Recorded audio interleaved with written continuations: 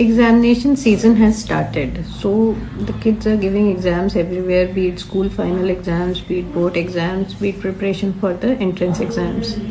और ये देखा गया है कि बच्चों से ज़्यादा पेरेंट्स को बहुत स्ट्रेस होता है कि उनके बच्चे स्कूल में कैसे परफॉर्म करेंगे.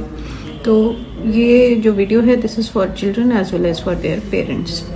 सी, stress can be healthy, it can be unhealthy. Most of the times it is unhealthy, but if we plan our studies and examination in a systematic way, the stress can become eustress. Stress can become harmful if you are continuously poking your child to study, be regular, to focus on studies, not only study and not do anything else. और उसके implications क्या होते हैं? उसके सबसे ज़्यादा implications होते हैं बच्चे के behavior में. So you notice anxiety, restlessness, agitation, outburst. उसके अलावा they have disturbed sleeps, nightmares, appetite issues, either overeating, emotional overeating, या फिर खाना छोड़ देते हैं. And ultimately ये stress helpful नहीं होता क्योंकि it affects their school performance. उनकी जो grades हैं और उनकी जो school performance है उस पर effect आने लगता है. So what we can do, we can plan and we can systematize our studies.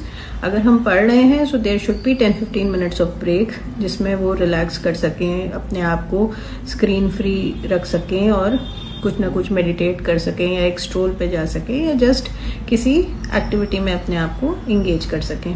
उसके अलावा make sure that they are sleeping on time, they are drinking enough water, they are just not bookworms and they are having exposure to sunlight and outdoors as well. आपको doctor से कब मिलना है? जबकि sleep जो है वो 2 हफ्ते से ज़्यादा डिस्टर्ब हो रही है, बच्चे का वेट लॉस हो रहा है, एपेटाइट इश्यूज हो रहे हैं या बिहेवियरल पैटर्न उसकी ओवरऑल हेल्थ को अफेक्ट कर रहा है. इस चीज़ पे फोकस करने की ज़रूरत है क्योंकि इसके लॉन्ग टर्म इम्प्लिकेशंस भी देखे गए हैं. जिन बच्चों पे कंटिन्यूसली एग्ज़ाम, पढ़ाई, एंट्रेंस का स्ट्रेस होता है उनमें एंजाइटी डिसऑर्डर्स बहुत कॉमन होते हैं in adulthood. They get affected by lifestyle diseases like blood pressure and obesity at a later life. और उसके साथ साथ उनमें कॉन्फिडेंस इश्यूज होते हैं. और ये जो स्ट्रेस है it in on long term basis affects their immunity and their disease fighting capacity.